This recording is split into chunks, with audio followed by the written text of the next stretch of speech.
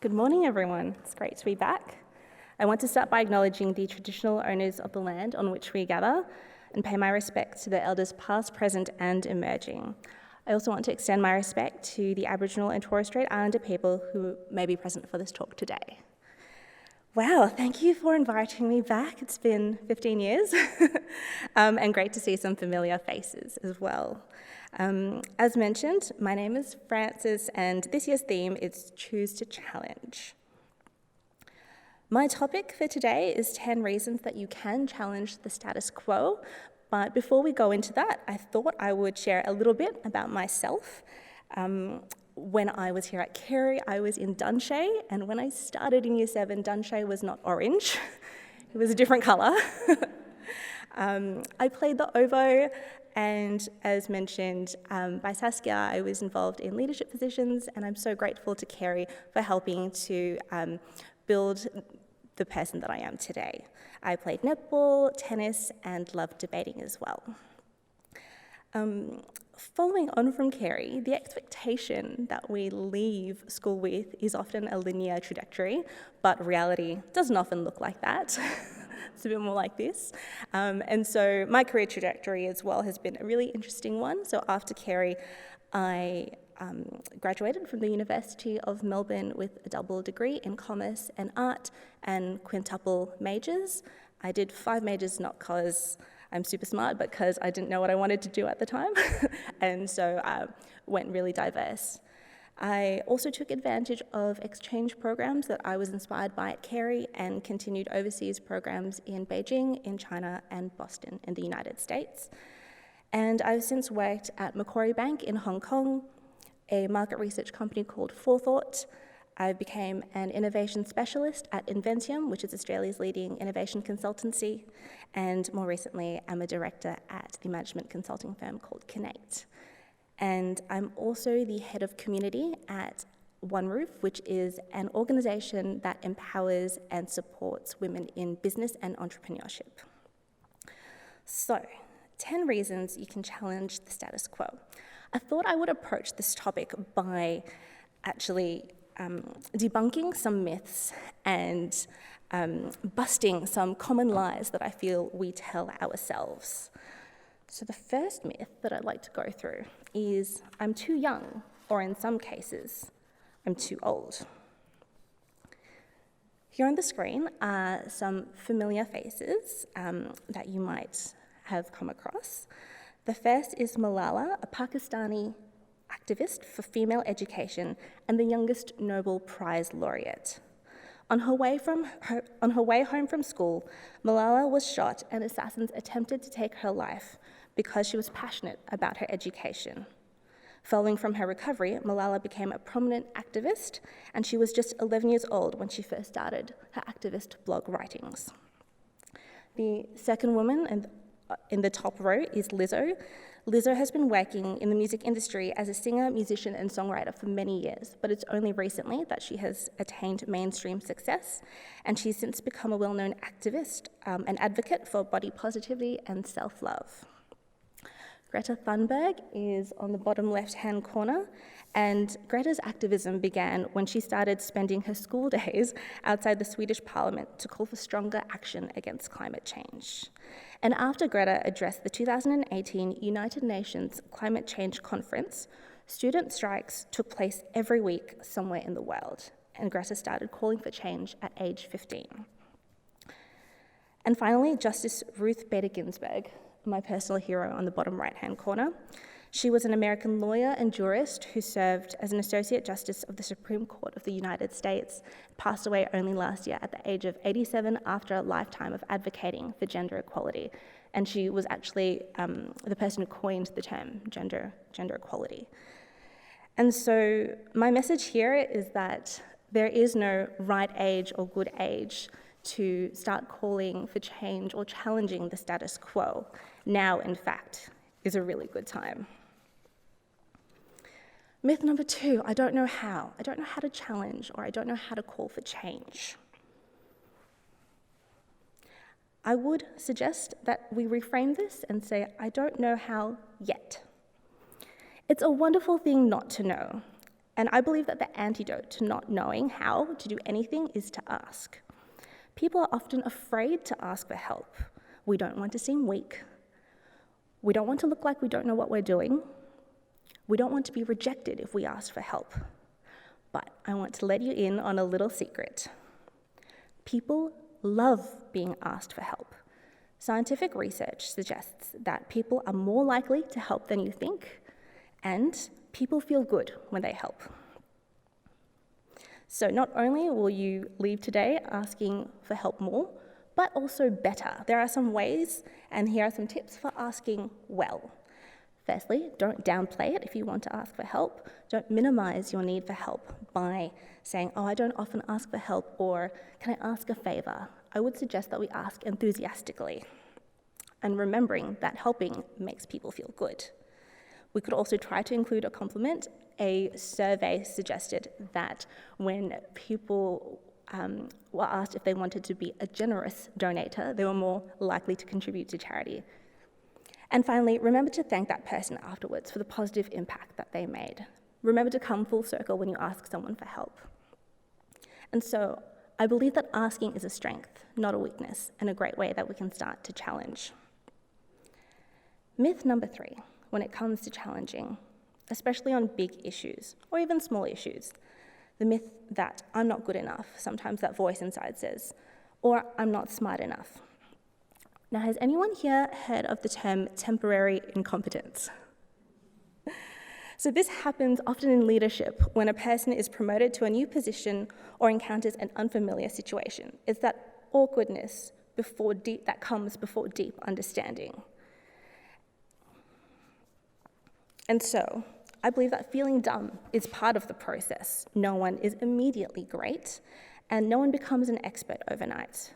So when we're trying to do something new, when we're trying to ask a different question, and it feels like we might not approach it feeling good enough or smart enough, I encourage you to be open to feeling dumb at the start, knowing that it's only temporary, and that we should expect to feel like we don't know what we're doing. I think that through trying and sometimes failing, we can honor our failure best by trying again. I recently heard the quote that learning is serial incompetence, on the way to getting better. The next myth, I can't change things. Sometimes we feel really small, like we're just a drop in the ocean, that we're really insignificant. But the flip side of this is because we seem small, we can't see what we're a part of, which can become a wave of change that's hard to ignore, a crashing wave that demands to be heard. And so you might care about a certain cause, you might be making a small contribution, but know that even that small effort adds up to a huge difference. And so here, I say that we should keep adding to the difference that we're already making. I believe that you can challenge the status quo and bring about change if you keep adding to those small differences that you make every day, whether it's a contribution to a charity or whether you're complimenting someone and making them feel better, and all those things add up to changing someone's day or someone's week. And so you might be creating a wave already without even knowing it. Okay, the next one. Something is holding me back. And actually, there should be a line crossing out myth, because I believe sometimes there really are genuine things that make us feel like we're being held back. I want to take the opportunity to share a story about some other alumni from Carey, 2 sisters, Bianca and Cant. They created the Big Sister experience and are an example of 2 women who have overcome the status quo. Initially classroom teachers, Bianca and Cant were seeing firsthand the challenges that face their female students today, both internally and externally from society. Having faced their own struggles, between them including depression, anxiety, bulimia, self-harm, and an abusive relationship, the sisters knew they could use their stories to lead by example and open up a safe space for young girls to share their own stories. This way, they were able to create an environment where young girls, teenagers, and tweens were able to seek advice and ask for help. They launched the Big Sister Experience, which is a program For girls, encouraging them to become the empowered, resilient, and capable women of tomorrow. The Big Sister experience shows us that your challenges do not have to become your setbacks. Mental health does not have to define you, and our mistakes don't limit us. Instead, they empower us to be bolder and braver than before. The sisters show us that our power is in our stories, and we need to embrace ourselves mentally and physically for the unique and powerful souls that we are. Bianca and Kritz share their stories proudly, wearing them like battle scars, to encourage our young women to also challenge the status quo, to inspire them and to break barriers, to own their own stories and use their voices with pride.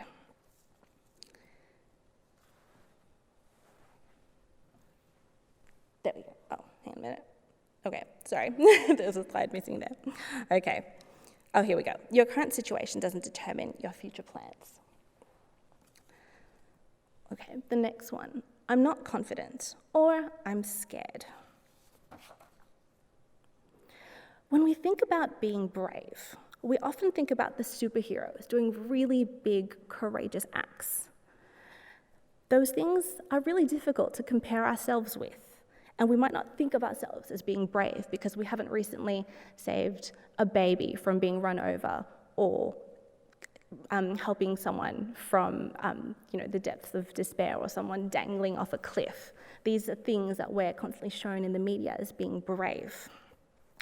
But I'd like to share something called micro-bravery. Micro-bravery is the act of doing little things that are difficult for us, things that take us outside our comfort zone and make us feel nervous or make us hesitate. Now, what I consider difficult for myself might be different to someone else, and so there are different ways that we can practice micro-bravery. So for some people, that might mean saying hello to someone you might not normally say hello to, or putting your hand up in class for the first time or more than once. And so I think it would be a wonderful thing for us to practice micro-bravery and to work on our courage muscle. Myth number 7, I'm just one person, or no one cares. In just the last week, one young woman by the name of Chanel Contos, pictured on the left, has brought to light the importance of challenging the status quo and questioning social norms. This is an example of how one person can spark a movement of positive change and challenge our leaders to do more and do better. The person on the right is our Australian of the Year, Grace Tame, who is an activist and advocate for survivors of sexual assault. Through speaking up about her story, she has helped to change legislation and change the laws to legally allow survivors in Tasmania to speak out where they hadn't previously been able to. Grace recently said in her press club address, "When we share, we heal, reconnect, and grow, both as individuals and as a united, strengthened collective." And so what I want to share here is that your voice gives others permission to raise theirs.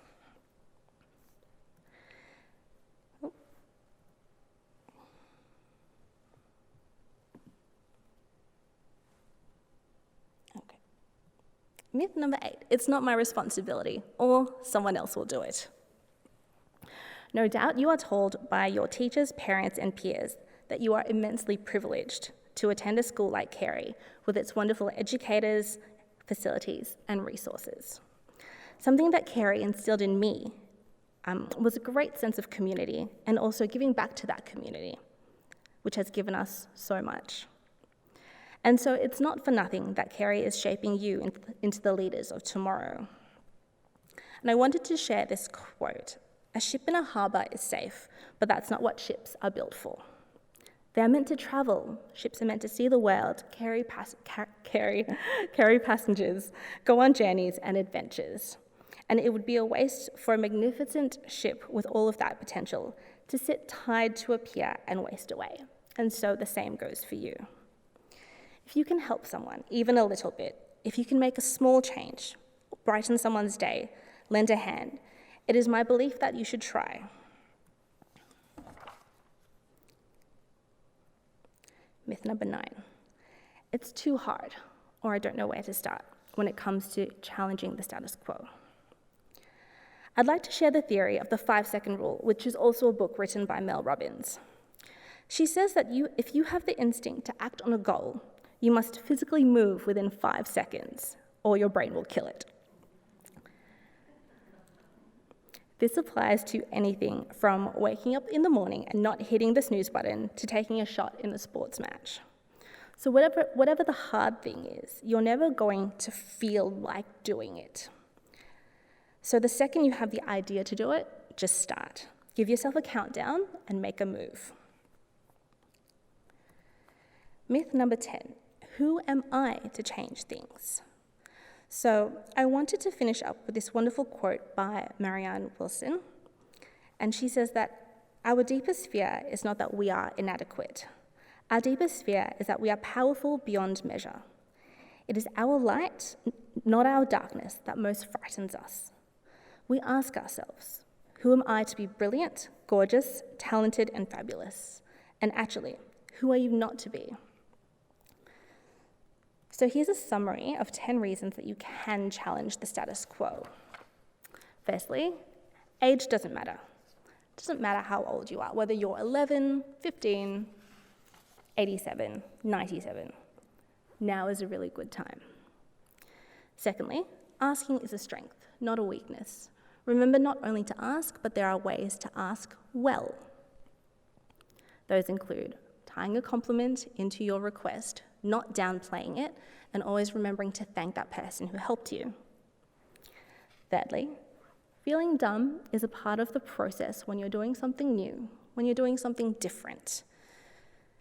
That incompetence that you might feel is only temporary, and as long as we keep powering through and honouring our failure and honouring our learnings by continuing, will we pass through that incompetence.